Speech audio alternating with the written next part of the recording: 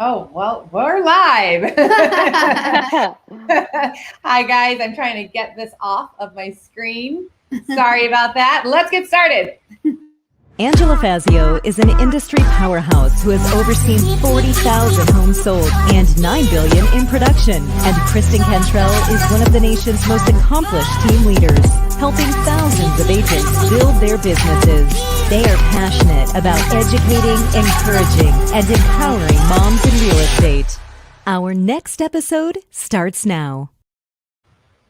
Hey, you guys, I am Kristen Cantrell, and this is Moms in Real Estate. I'm Angela Fazio, and today's guest is Emily Currie. And we're going to be diving into what it's like to be a female in commercial real estate and hearing all about Emily's story. So, Emily, why don't you tell us a little bit about yourself? Hi, guys. Thanks for having me today. My name's Emily Currie. I've been in commercial real estate for about 13 years, been in real estate for 15 years. And I'm currently at Colliers, and I focus on office, healthcare, and flex properties.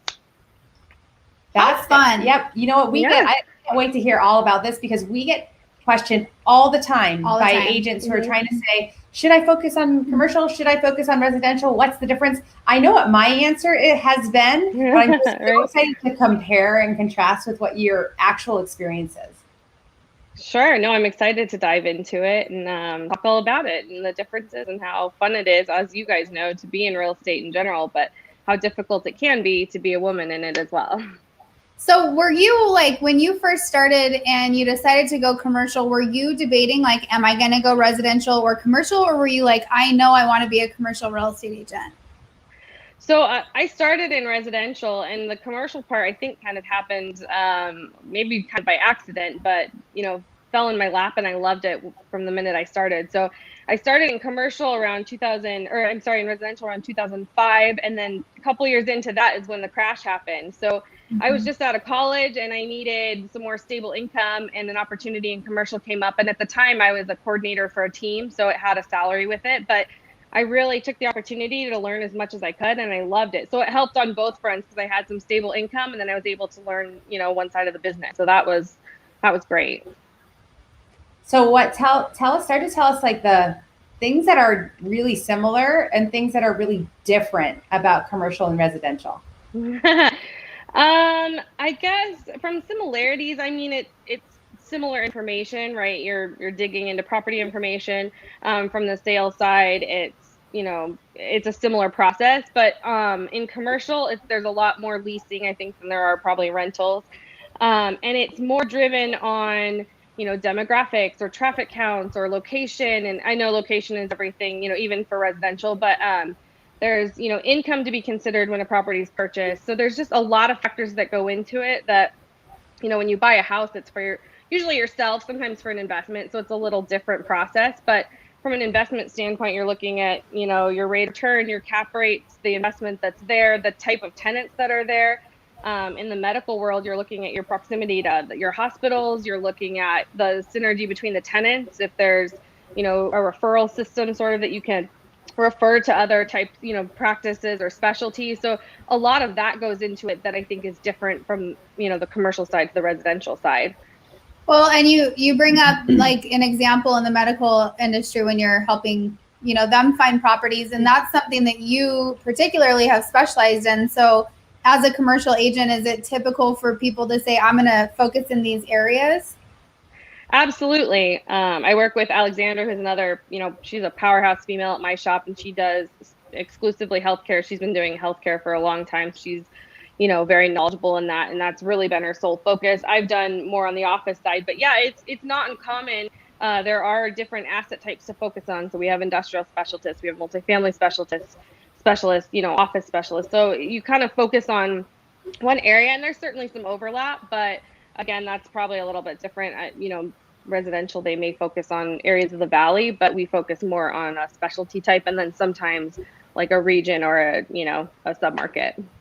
So I would think, and I don't know this at all, but if you say focus on the medical area of commercial real estate, do you also have to get really familiar with different kinds of medical equipment and the way that things are configured internally, or no, just the Absolutely. Yeah. Your flow of your space, your zoning a lot of times plays a role in that because, ambulatory or surgery centers, there's a difference there. There's been some conversion or adaptive reuse between like a Walgreens converting it to like a surgery center. So that's been kind of neat to see. But yes, you do have to really understand that. I mean, your equipment can play into your, electrical usage or the flow of how you want your patients to go. So you start to understand more of how these practices, because there's a lot of similarities between them and how they want their space laid out. You network with, there's architects that focus on, medical. There's all different, aspects of the deal can be focused on that. So walk us through, like, back in your early days, like, how did you build your business, and how did you prospect? Like, what did that look like? So it's funny. I mean, back in, let's see, 2008 is when I started in commercial. So that was more focused on calling, you build your list. We had I worked for an investment broker who did all asset types, but just solely on the investment selling side of it.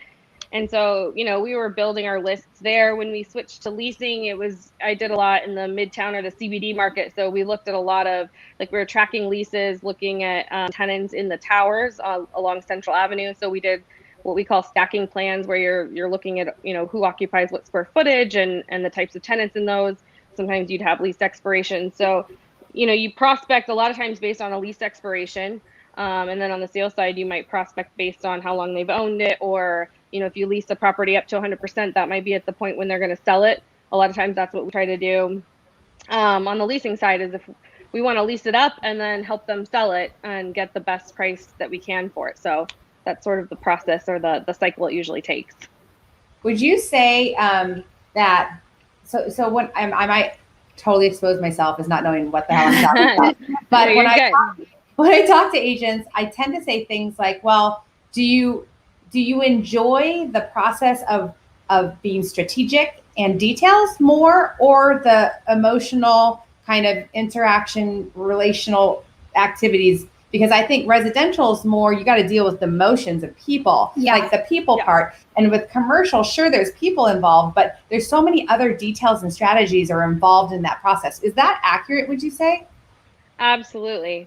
I was talking to actually an agent that is at EXP at Kosh that we talked about earlier, Kristen, and he was talking about, we talked about buyer's letters, because I just sold a historic property in Mesa, and we got these letters from buyers like explaining, we don't typically get that a lot. I mean, this was a historic property, but I was joking with Akash, I was like, we don't typically get, it's usually just like, these are the, we do the pro forma or the investment strategy, and that's what makes sense. So that one was a little different, and I'm not saying those are bad. We don't encounter those every day like I've heard you do in the residential world. So Can you imagine, Emily, if I were like, dear Emily, please pass this on to the owner. I love that corner medical space with all my heart. Right. I have to have it.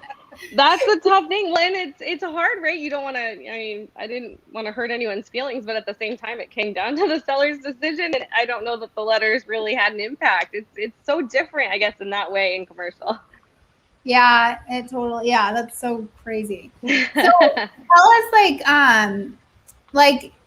I'm losing my train of thought, but what was I just thinking? I don't know. You were thinking, I don't know what you were thinking. I mean, I love you, but I totally just had a question, and then it went out of my mind. I do have another question about the whole thing. Would you say, like, I think in terms of disc profile, do you know about that? That? Do you know that at all? So like there's the disc profile, the personality. So do you know what your disc profile is? You know what I did? I took it when I first came to Colliers and years ago at another shop, but I honestly couldn't tell you what a lot of my. She's a D. I think she's a D. I don't think DSC. I don't even think that I would be able to do commercial because I don't have any attention to detail. Yeah, don't you have to have a large measure? Yeah. Well, I'm sure it's the same in residential, but yeah, there are a lot of, I guess, moving pieces. And I mean, I know every residential deal is different, but every tenant deal is different too, just in terms of, I guess, their financial background and the goals they're trying to achieve and what the landlord's trying to achieve. So, I mean, it's just every deal really is structured very uniquely. Okay, I know what I was going to ask. Okay, so good job. So we talked about this earlier, was just kind of, it's like a man's world in commercial. So tell us what it's like being a female in that industry. I mean, I will say it was tough to transition. Like I said, I started kind of in a team support role, but I knew I wanted to be a broker. I was getting the experience, but it's not. I guess I work in a corporate environment, but it's not like a typical corporation where there's, I guess, kind of this ladder that you climb. It's like I was either support or I was going to be a broker, and making that transition was, a little scary, but I've never looked back since doing it. I had a great teacher to start with, so I think that helped. And I certainly admire those who are going to ask questions and interview people, because I say that's all you can do is just talk to people. If you're really thinking about getting into it, you just have to talk to them about their journey and how to get through it. But yeah, I mean, I think I'm part of AZ Crew, which is a women's commercial real estate group, and they put out a survey. I think last year, but their findings were there was only 37% of women in commercial real estate. So that's a pretty low amount. And like we've talked about, there's a lot of people in residential, I think, who are moms for the flexibility and just, the fun environment, but it's very different on the commercial side. So is it flexible on the commercial side? It is, yeah. I mean, and I think we probably work more traditional hours. Like I don't tour a lot or show space a lot on the weekends. I have before, but that's not usually when it is, where I think in residential, and you can correct me if I'm wrong, but I think you're showing it kind of when people are out of work or when they have time to, probably in maybe not the off hours, but in different hours. So ours is kind of typically an 8 to 5 type schedule, but that's certainly not, set like a corporate, I guess a corporate setting would be. So like, and you obviously like didn't have kids when you got into it, and then you had kids, once you were already in commercial real estate. What did that look like? So that was probably one of the second toughest hurdles there was, making the jump to being a broker, and then everybody thinking you're still like the marketing person or something, so then you've got to kind of establish that identity as a broker, and then having kids in it. I really didn't take a lot of time off. I guess the good thing is we can work from home. There's a lot you can do from home, but I guess, I was sad I didn't get a lot of time with my kids, but I felt like there was momentum in my career at that point that I didn't want to stop, because it's a lot harder to stop that and then come back years later and get started again. I mean, you really have to keep up with market trends and ownership and tenants in the market. And when you are out of that, it just makes it harder. It's not impossible, but it's harder. So I really, powered through that and didn't take a lot of maternity leave. I remember touring a property with a baby, strapped to my chest that was like a week old, and I was walking them through for a tour to take a property to the market to sell. So, and I had done a lot of the leasing, so I wanted to be there. But I mean, that's tough, and that's just, you do what you got to do. Yeah, I think that you just brought up something really, really that I don't think anybody else has brought up, because we talk to moms in real estate. That's the name of the show. I think it's interesting to point out that sometimes, most of the time, if you want to keep momentum in your business or even start momentum, you can't stop. You could slow and maybe change and maybe do some things a little differently. But when you stop, that is monumental, even in residential, because you're not prospecting, you're not keeping up with things. And it's so much harder to get back in the swing of things, which is why some people get so frustrated and give up, because they just stopped instead of changing. Yeah, I like it. It's like when you stop working out and to get back in it. Yeah. Oh yeah, so hard. Absolutely. That's like when you stop drinking wine. It's just I've never done that. I love that. No, yeah, I do think it is. I've seen some people come back, and it really does. It can be difficult to get back into it, and I'm not seeing them last as long as if you just keep going. So yeah, I made the choice to do that. That's really great wise. Point. Yeah. Well, I think this was awesome, because I honestly, like I tell you all the time, Emily, like you're like my only commercial real estate friend, and I have so many real estate friends. So I'm like, I love hearing just that other perspective, because even like I've spent 6 years building relationships with real estate agents, and I never have any commercial agents to refer to. So no, I know some, but not very many I like. Yeah. Well, and I know. There you go. Love getting to reconnect with you and have you on here. Absolutely. Thanks for having me on here. I appreciate that, and hope we can work together on a commercial deal in the future. Absolutely. So if anybody wants to reach out to you too, tell them how they can get a hold of you if they have a commercial referral. So I have a webpage on Colliers.com. You can just search my name, Emily Currie at Colliers. But my email address is emily.currie@colliers.com. And you can always reach me on my cell, 480-721-4889. Awesome. Well, thank you so much for sharing all of that information. Yeah. I know it would help me. Thanks for having me. All right. Yeah, it definitely would. It's definitely very helpful. Absolutely. All right. Well, thank you everyone for watching. We're so excited for you to watch every Thursday at Moms in Real Estate.